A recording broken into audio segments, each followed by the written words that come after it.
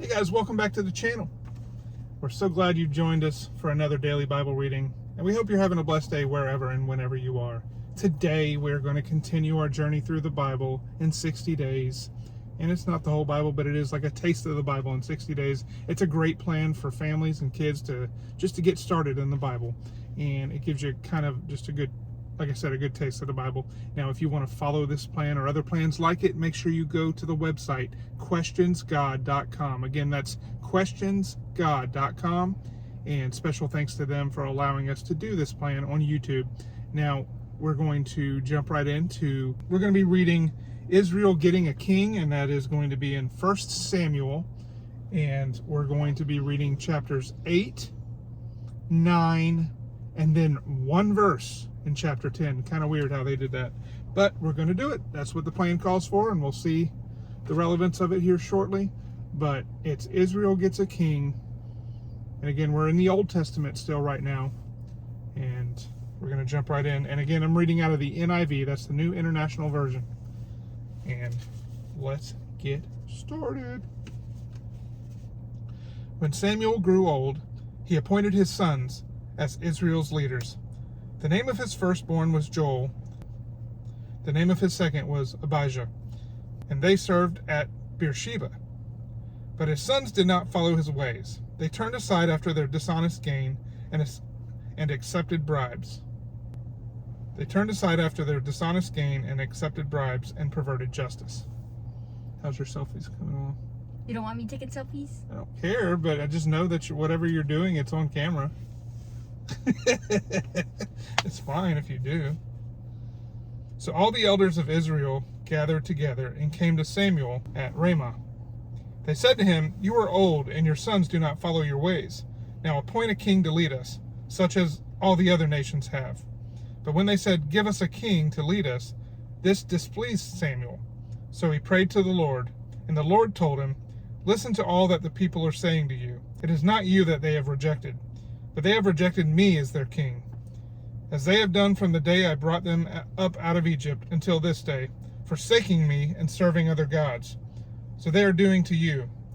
Now listen to them, but warn them solemnly, and let them know what the king who will reign over them will claim as his rights."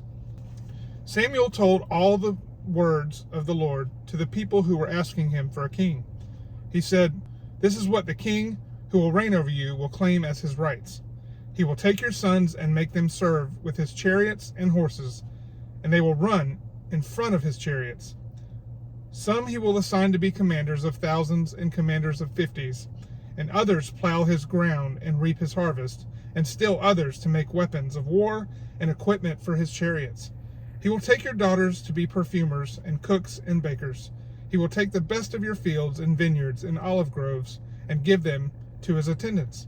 He will take 1/10 of your grain and of your vintage and give it to the officials and attendants. Your male and female servants and the best of your cattle and donkeys he will take for his own use. He will take 1/10 of your flocks, and you yourselves will become his slaves. When that day comes, you will cry out for relief from the king you have chosen, but the Lord will not answer you in that day." But the people refused to listen to Samuel. "No," they said, "we want a king over us. Then we will be like all the other nations, with a king to lead us and to go out before us and fight our battles." When Samuel heard all that the people said, he repeated it before the Lord. The Lord answered, "Listen to them and give them a king." Then Samuel said to the Israelites, "Everyone go back to your own town." Chapter 9. Samuel anoints Saul. There was a Benjamite, a man of standing, whose name was Kish, son of Abiel, the son of Zeror, the son of Bechorath, the son of Aphiah of Benjamin. Kish had a son named Saul, as handsome a young man as could be found anywhere in Israel, and he was a head taller than anyone else. Now the donkeys belonging to Saul's father Kish were lost. And Kish said to his son Saul, "Take one of the servants with you, and go and look for the donkeys." So he passed through the hill country of Ephraim and through the area around Shalisha, but they did not find him. They went on to the district of Shalim, but the donkeys were not there. Then he passed through the territory of Benjamin, but they did not find them. When they reached the district of Zuph, Saul said to the servant who was with him, "Come, let's go back, or my father will stop thinking about the donkeys and start worrying about us." But the servant replied, "Look, in this town there is a man of God. He is highly respected, and everything he says comes true. Let's go there now. Perhaps he will tell us what way to take." Saul said to his servant, "If we go, what can we give the man? The food in our sacks is gone. We have no gift to take the man of God. What do we have?" The servant answered him again. "Look," he said, "I have a quarter of shekel of silver. I will give it to the man of God, so that he will tell us what way to take."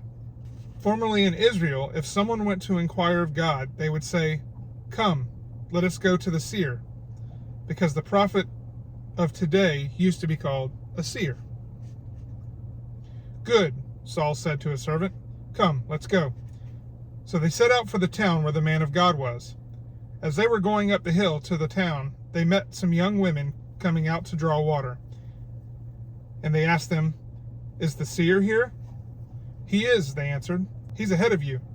Now hurry, he has just come to our town today. For the people have a sacrifice at the high place. As soon as you enter the town, you will find him before he goes up to the high place to eat. The people will not begin eating until he comes, because he must bless the sacrifice. Afterward, those who are invited will eat. Go up now.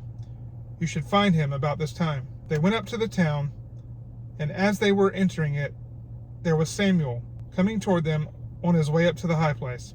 Now the day before Saul came, the Lord had revealed this to Samuel. "About this time tomorrow, I will send you a man from the land of Benjamin. Anoint him ruler over my people Israel. He will deliver them from the hand of the Philistines. I have looked on my people, for their cry has reached me." When Samuel caught sight of Saul, the Lord said to him, "This is the man I spoke to you about. He will govern my people." Saul approached Samuel in the gateway and asked, "Would you please tell me where the seer's house is?" "I am the seer," Samuel replied. "Go up ahead of me to the high place, for today you are to eat with me, and in the morning I will send you on your way and tell you all that is in your heart. As for the donkeys you lost 3 days ago, do not worry about them. They have been found. And to whom is all the desire of Israel turned, if not to you and your whole family line?"